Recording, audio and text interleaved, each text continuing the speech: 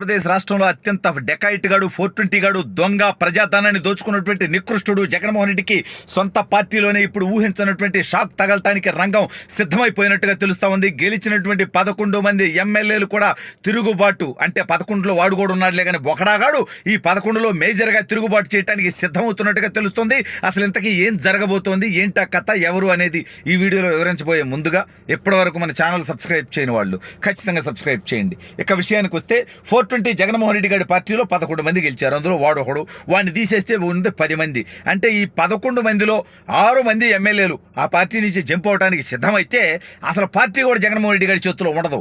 అంటే ఎక్కడైతే మెజారిటీ ఎమ్మెల్యేలు ఒకవైపు ఉంటారో వాళ్ళదే అసలైనటువంటి పార్టీ అవుతుంది. అంటే ఒకవేళ వైఎస్ఆర్ కాంగ్రెస్ పార్టీ నుంచి గెలిచినటువంటి వాళ్ళలో 6 మంది శాసనసభ్యులు కనుక జగన్మోహన్ రెడ్డిపై జెండా ఎగరేస్తే, తిరుగుబాటు జెండా తిప్పితే అప్పుడు పార్టీ కూడా ఈ జగన్మోహన్ రెడ్డి గారి చేతిలో ఉండదు. సరే, అది డిఫరెంట్ సబ్జెక్టు. ఇప్పుడు గెలిచినటువంటి వాళ్ళలో ఎవరు జంప్ అవడానికి సిద్ధంగా ఉన్నారు, ఏ పార్టీలోకి జంప్ అవడానికి సిద్ధంగా ఉన్నారు, ఎందుకు జంప్ అవడానికి సిద్ధంగా ఉన్నారు, వీళ్ళని జగన్మోహన్ రెడ్డి గారు జంప్ అవ్వకుండా ఆపగలుగుతాడా అని ఆలోచిస్తే ఈ డెకాయిట్ గాడు ఓడిపోయినటువంటి ఓటమిని హుందాగా ఒప్పుకోకుండా ఈవీఎంల మీద అవమానం అంటే వీళ్ళు వచ్చా నా కొడుకేరా, నీకు 151 సీట్లు వచ్చినప్పుడు గాలి నా కొడక ఆ రోజు మేమేమనాలి మరి? ఆ రోజు ఈవీఎంలు సక్రమం అయితే నువ్వు నికృష్ట పరిపాలన, నీచ పరిపాలన, అరాచక పరిపాలన, విధ్వంస పరిపాలన చేస్తే ఇంకా నీకు 11 సీట్లు ఇచ్చారంటే 39% ఓట్లు వచ్చాయంటే దానికి మేము ఆశ్చర్యపోతా ఉండవు. ఎందుకంటే నీలాంటి నికృష్టుణ్ణి కేఏ పాల్ పార్టీ కంటే కూడా తక్కువ పడేయాలి జనం. ఎందుకంటే 1% ఓటేయటానికి కూడా నీకు అవకాశం లేదు, అవసరం లేదు ఈ రాష్ట్ర ప్రజలకి, కానీ వేశారు. అయితే ఇప్పుడు జగన్మోహన్ రెడ్డిపై సొంత పార్టీలో ఉన్నటువంటి ఎమ్మెల్యేలు ఇంకా వీడితో నడవదు, రేపో మాపో వివేకాన్ని వేసేసినటువంటి కేసులో అవినాష్ రెడ్డి పోతాడు లోపలికి, అతను ఒక ఎంపీ, ఉన్న 4 ఎంపీల్లో ఒక ఎంపీ జైలు పాలవుతాడు, మిగిలిన 3 చంపుకోవడానికి సిద్ధంగా ఉన్నారు. అదొక టాపిక్. అయితే అదే వివేకా కేసులో జగన్మోహన్ రెడ్డి, భారతీ రెడ్డి కూడా జైలుకు పోతారనేటువంటిది బలంగా వినిపిస్తున్నటువంటి టాక్. అయితే ఉన్నటువంటి ఎమ్మెల్యేల్లో జగన్మోహన్ రెడ్డిని పక్కన పెడదాం, మిగిలిన 10 మంది ఉన్నారు. ఈ 10 మందిలో మరి పెద్దిరెడ్డి ఆ పార్టీలో ఉంటాడా? పెద్దిరెడ్డి ఎమ్మెల్యేగా, పెద్దిరెడ్డి కొడుకు ఎంపీగా, రాజంపేట ఎంపీ గెలుచున్నాడు. మిథున్ రెడ్డి జంప్ అయితే ఇద్దరు జంప్ అవుతారు కదా. సరే, వీళ్ళ సంగతి పక్కన పెడదాం. అరకు పాడేరులో గెలిచినటువంటి శాసనసభ్యుల సంగతి తీసుకుందాం. వాళ్ళకు కూడా జగన్మోహన్ రెడ్డి మీద నమ్మకం లేదు. ఎందుకంటే ఈ జగన్మోహన్ రెడ్డి అనేటువంటి నికృష్టుడు వాడి పార్టీ పార్లమెంటరీ పార్టీ నేతగా ఒక రెడ్డి వైవి సుబ్బారెడ్డి, రాజ్యసభ నేతగా ఒక రెడ్డి విజయసాయి రెడ్డి, అదేవిధంగా లోక్సభ నేతగా ఒక రెడ్డి పెద్దిరెడ్డి మిథున్ రెడ్డి.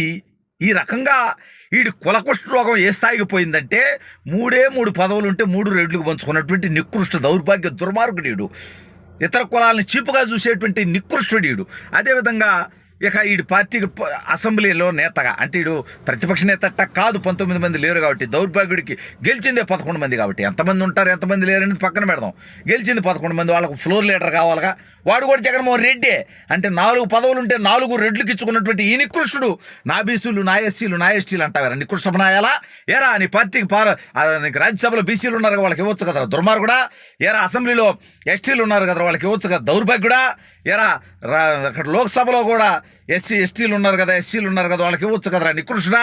ఏరా నాకు అర్థం కదా, పార్లమెంటరీ పార్టీ నేతగా కూడా ఎవరన్నా ఒక ఎస్సీకో, ఒక బీసీకో, ఒక ఎస్టీకో ఇవ్వచ్చు కదరా అంటే ఇచ్చేటువంటి పరిస్థితి దగ్గర లేదు.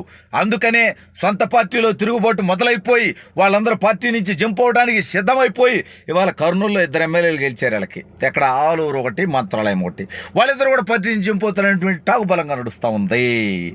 అదేవిధంగా గెలిచినటువంటి ఉత్తరాంధ్ర మొత్తంలో గెలిచినటువంటి 2 సీట్లు వాళ్ళు జంప్ అవుతారని టాకు నడుస్తుంది. ఇక ప్రకాశం జిల్లాలో 2 గెలిచాడు ఈ డెకాయిటగాడు, ఒకటి దర్శి, రెండోది వచ్చేసి ఎర్రగొండపాలెం.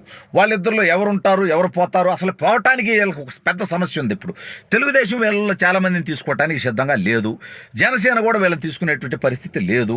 మరి వీళ్ళంతా భారతీయ జనతా పార్టీకి పోతామంటే వాళ్ళు తీసుకుంటారా? వాళ్ళు కూడా తీసుకోకపోతే మరి కాంగ్రెస్ పార్టీ అనేటువంటి ఒక ఆపర్చునిటీ ఉంది వాళ్ళకి, మరి అక్కడికి పోతారా? అక్కడ షర్మిల నాయకత్వంలో ఆ పార్టీలో పనిచేయడానికి పోతారా? లేదంటే నేను ఇందాక చెప్పినట్టుగా 11 మందిలో 6 మంది ఒకవైపు చేరితే వాళ్ళదే ఒక పార్టీ అయిపోద్ది. అంటే ఎవడో ఒకటి లీడ్ తీసుకుని ఒక 6 మందిని సెట్ చేసుకుంటే అసలు వైఎస్ఆర్ కాంగ్రెస్ పార్టీని వాళ్ళు లాక్కోవచ్చు, జగన్మోహన్ రెడ్డి ఇంకేదో దిక్కులేని పార్టీ ఒకటి కొత్త పార్టీ పెట్టుకోవాల్సినటువంటి పరిస్థితి వస్తుంది. అసలు ఆ పరిస్థితి ఉందా? అసలు జగన్మోహన్ రెడ్డి తన ఎమ్మెల్యేగా అసెంబ్లీకి పోతాడా? అసలు జగన్మోహన్ రెడ్డి ఈ పార్టీని రన్ చేస్తాడా, కాంగ్రెస్ పార్టీలో మెర్జ్ చేస్తాడా, లేదంటే బీజేపీకే ఆఫర్ ఇస్తాడా, ఇవన్నీ కూడా రకరకాల టాకులు నడుస్తున్నాయి. ఎందుకంటే వాడు 5 సంవత్సరాలు వచ్చేసినటువంటి విధ్వంస అరాచక దుర్మార్గ దౌర్భాగ్య పరిపాలన మీద రాష్ట్రంలో ఉన్నటువంటి ప్రతి ఒక్కరు కూడా ఏ భావంతో అసహ్యించుకుంటున్నారు. ప్రజల్లోకి వెళ్ళాలంటే వాడికి భయం.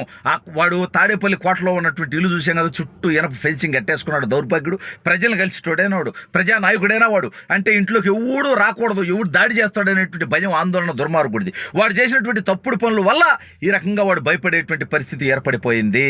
అందుకే ఆ పార్టీ రేపో మాపో ఎల్లుండో సంవత్సరానికో 2 ఏళ్లకో వైఎస్ఆర్ కాంగ్రెస్ పార్టీ ఈ రాష్ట్రంలో మాయమైపోతుంది.